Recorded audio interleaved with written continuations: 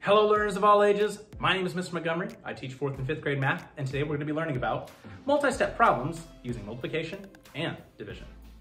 Now, when it comes to multi-step problems, again, 4th graders in my class, feel free to use the bulletin board on the south side of the class that has different words that give you clues on whether you should add, subtract, multiply, or divide. That will be extremely helpful for today. But the word problem that we have for today, and I'm going to be reading it out of the book because it is quite lengthy. The 4th grade class goes on a field trip to the zoo. The class rides in 3 buses with 32 students in each bus. Once they get to the school, the students are separated into groups of 8 students in each group. How many groups are there? Well, we're trying to figure out how many groups are there. Again, when you have a word problem, you're trying to figure out what they are specifically asking for. Next step is to figure out what information do we know. Well, we know that there were 3 buses. Fix that 3. Perfect. And 32 students altogether in each bus.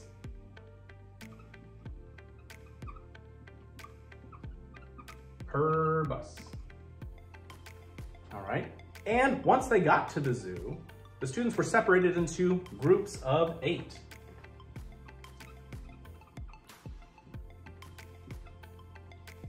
All right. And they want us to figure out how many groups are there. Well, first thing I think we need to do is figure out how many students there are altogether. Then we know how many groups we can divide them in.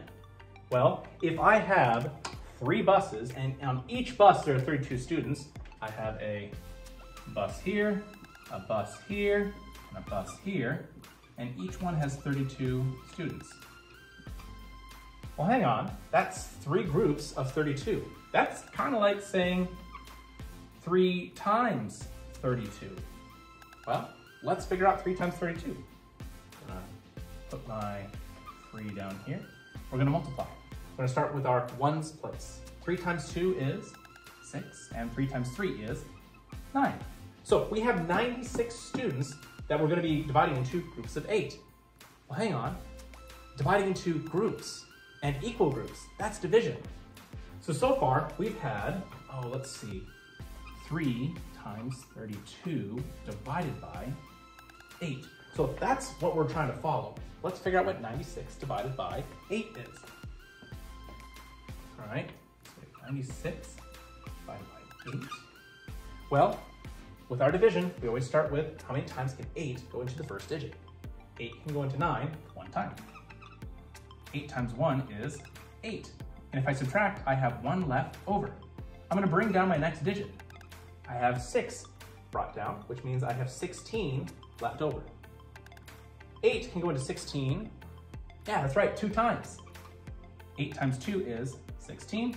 If I subtract, I have 0 left over. I'm gonna bring my remainder up here. Oh, I don't have to write the remainder, 0. So we're gonna have how many groups of students? 12. Now on your homework, they may ask you to write an equation working with all the different steps that we've done. So the equation that we figured out was 3 times 32, taking the 3 buses, times 32 students, and dividing all that by 8 should equal our number of groups.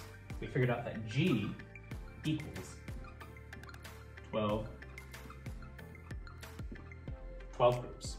All right, my 4th grade friends, if we look on page 117 of our workbook, we're gonna be doing practice problem number 1. Now, practice problem number 1 says, there are 60 plants in a garden. The plants are arranged in 6 equal rows. 4 of the rows have only carrot plants. How many carrot plants are there?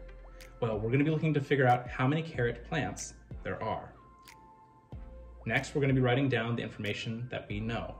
We know that there are 60 plants in the garden, and they're arranged in 6 rows.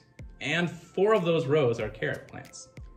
The directions say we're supposed to write an equation to represent the situation. Use a letter to represent the unknown quantity, or equals a letter.